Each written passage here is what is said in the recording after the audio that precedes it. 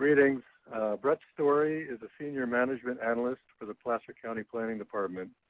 His duties there include the planning and construction of a biomass power plant that will be located between Truckee and the Tahoe Basin.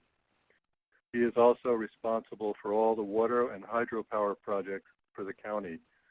So with that, Brett, you can start your presentation. Great. Thank you, Richard. Again, my name is Brett Storey. I work for Placer County. Today I'm going to be talking about our adventure in a public-private biomass facility and looking specifically at the economics of how to make that happen. Why did Placer County take on this issue? Well, we have had a history of increasing forest fires, an increasing amount of open burning of open piles within the forest, which leads to an increasing amount of air emissions. Many of our residents suffered from a cancellation of their fire insurance. We have some respiratory-related health issues in those regions where the extra smoke is happening. And we are also looking at the protection of our watersheds. The Board of Supervisors gave direction to staff, asked us to look at reducing catastrophic fire conditions, to improve regional air quality, to look for long-term solutions for all of this forest waste as opposed to burning it in the open, and to create employment opportunities if those existed. In 2007, the board adopted a strategic plan that staff had put together, and then more recently in 2014, an updated version of that plan, which is available on our website. And one of those elements in there was to develop a public-private biomass facility. Now, for that facility, the main approach would be we would need to partner, and one of our partners at that time and continues to be the U.S. Forest Service, and they have some goals that surround protecting and enhancing the forest, and among other goals, which they have numerous official ones, boiling down to our interaction with them is to thin that forest to the natural levels. Well, when they do that, they provide a number of things that bring about biomass on the forest floor. And to look at how do you remove that, contractors can haul it away. That is there's a cost to that, and typically the Forest Service does not have enough budget to provide for that, so much of it stays on the forest floor. They could choose to leave it on the forest floor, but that ultimately would cost many more dollars because of the high risk in fire, and the creation of methane certainly isn't good for our atmosphere. So typically their only option at that point is to pile it and to open burn it for a reasonable amount of money, which is where we come in. We have this as a shared interest, how the Forest Service and Placer County can work together to create value out of that waste material. Well, we treat it like a business, and in that sense we cost share together to meet multiple goals with our complementary assets. And those goals, of course, are to protect the forest and the communities within and around the forest, to protect our watersheds, to lower the fire risk. Certainly by doing that, we will lower firefighting costs in the future, which, as everyone has seen, are tremendous and increasing every year. We'd like to increase the recreational possibilities within that forest, and certainly to keep the air healthy in that area. Two issues come about that we need to work with each other on. The first is to develop the biomass relationship, in which the Forest Service took the lead in creating a master stewardship agreement. And the second is to pursue that public-private biomass facility, which Placer County took the lead on. And we basically have, and I'm going to walk through our supply, which is the biomass, and the demand, which are the products out of that, the issues associated with all of those. First, we'll start with the Forest Service Master Stewardship Agreement. In that, we agreed to several principles of agreement, the first being to propose, and our primary objectives is to reduce the number of acres of fuels burned annually on National Forest System lands. U.S. Forest Service will fund that service work portion consistent with the cost of those services, which is merely the average of the Forest Service costs per acre for those pile burning activities. Placer County then would fund the remainder of the cost and bear all financial obligations of all services associated with removing and taking that material to energy facilities. We'd only use NEPA-approved projects, therefore everything that's available at that time is truly available. We don't have to worry about any potential lawsuits or other issues. The Forest Service and Placer County meet annually to agree on which projects would be done in that year and also the price. In our sense, we can each walk away from it if we need to, if we don't have the funds available to do the work. And in the end, Placer County will hire the contractors to perform all of those services to deliver that biomass and hopefully to our proposed Cabin Creek facility. We actually do these projects now, and we're driving the material to the closest facilities that are open and available during those years. On the Cabin Creek project, the biomass facility side, where we took the lead, we about a year ago partnered with Tahoe Regional Power Company, which has been created for this project. Phoenix Energy is actually the people we're working with, but they created this for this project. We are looking at developing a 2-megawatt electricity facility that has biochar as one of its assets. We have a future for using the heat off that facility, but not for several years. There are 2 or 3 buildings within a half mile. At this time, they are contemplating redoing their heating, cooling capabilities in about 5 years. So we will work with them on that. But for the time being, we just have the electricity and the biochar. All of the design work has been done, and we settled on a gasification system, which would create synthetic gas, which would be cleaned up and put into an engine, which would create electricity on one side of the product, and then it would create biochar on the other side of the product. We also envision that there will be future carbon associated credits or other means of calculating carbon with this project, as we do use 100% forest fuel. We do not use any other type of material, and the gasification process allows for much of the carbon to remain within the biochar and last for years. So we anticipate that as that carbon market develops in the future, we will certainly have a piece of that and be able to add that to our list of products. The environmental work was done also. We decided to do a full environmental impact report. We did it via CEQA, and then because we used some federal dollars on this project, NEPA was also needed to be done. A full EIR was accomplished, where the net result was that we did not exceed any issue, and with mitigation we were in most cases well under any of the levels that we were required to be. So we feel very confident about that work and the fact that we are going to be an environmentally friendly facility.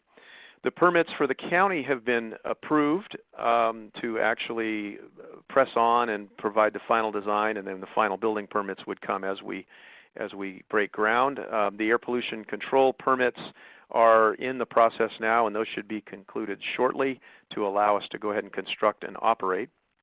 Recently, our developer, Tahoe Regional Power Company, reached terms for a power purchase agreement with Liberty Energy, who is the energy provider in the Tahoe area.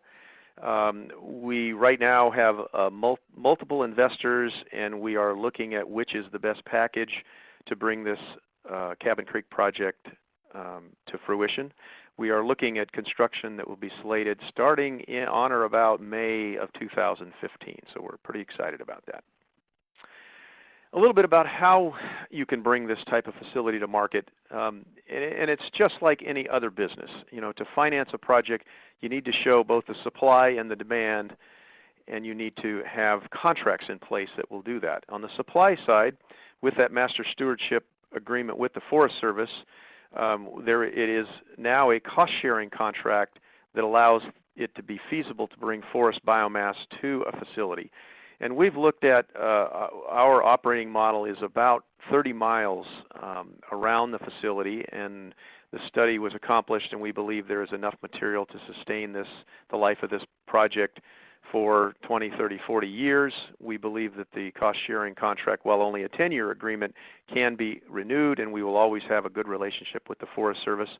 Currently, we have that master stewardship agreement with one of the local forests, the Lake Tahoe Basin Management Unit, and we are negotiating a second with the Tahoe National Forest on the other side of the project. And the Forest Service has been fantastic in this endeavor and very supportive of how this process is moving forward, and they're looking forward to anyone else that's interested in this. On the demand side, you essentially have to have enough defined products to equal the rate of return that the investors are looking for. And to do that, you need anywhere from a 10 to 15-year contract for those valued goods. As I just stated earlier, on the electricity side, we have a tentative agreement with our developer does with Liberty Energy to provide those 2 megawatts of renewable electricity and their renewable energy credits to Liberty Energy. They would pay us an amount that they value that at, and we're still working through that. We also have the biochar piece, and because there's no real biochar market, the Placer County recognized the value of this and actually has stepped forward and provided a 10-year contract. We've reached a term sheet agreement, and now we're negotiating all the pieces of the contract, but that we would purchase that biochar for 10 years so that our developer can then take this back to the banks and investors and show that they have between 10 and 15-year contracts for all of the valued goods. As I mentioned before, the waste heat is a future item, so we cannot include that. Banks don't recognize that.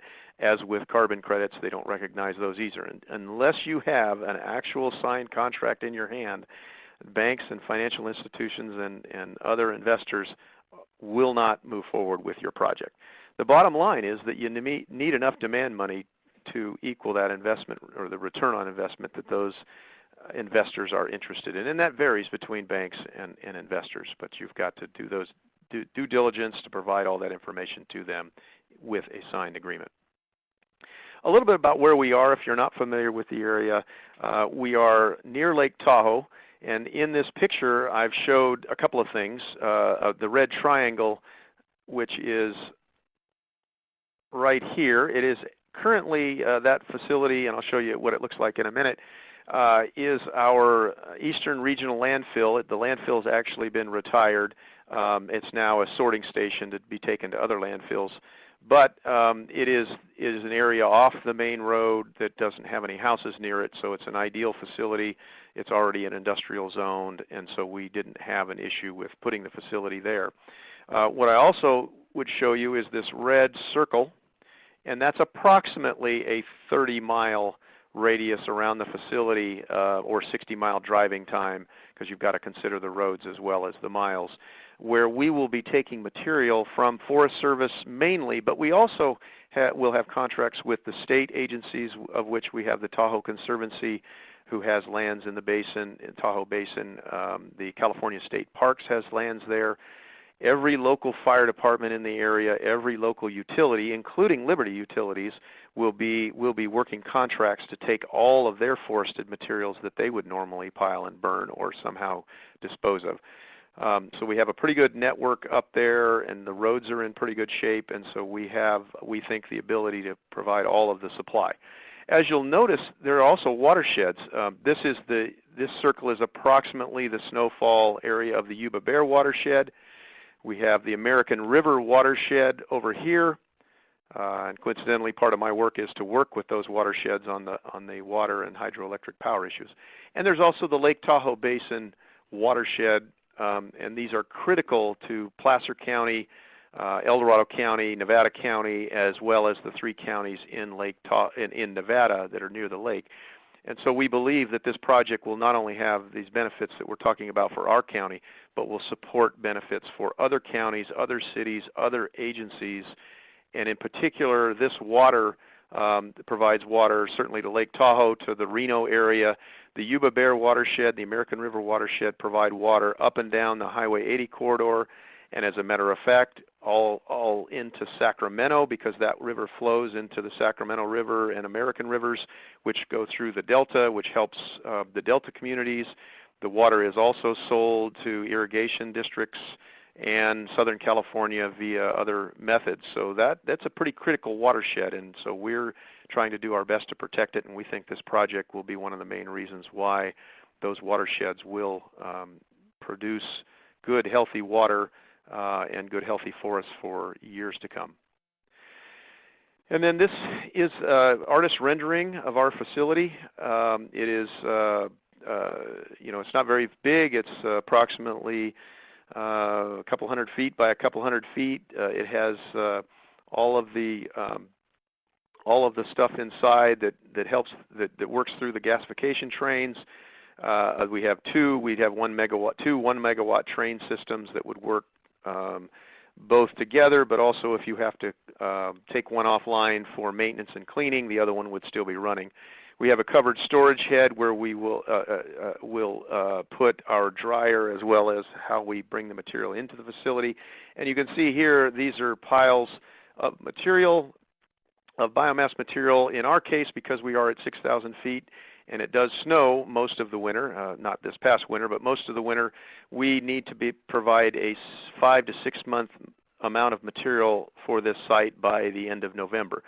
So what you will see is this will pile up throughout here, and we will be able to move it around in the winter and all during the summer as well to provide for this facility. So this will be a year-round facility, providing actually this would be the first facility within the Tahoe region that would actually generate power. Right now, all of the power is generated in Nevada and then sent up the hill to that area. And with that, that's the end of my presentation. I thank you all for attending.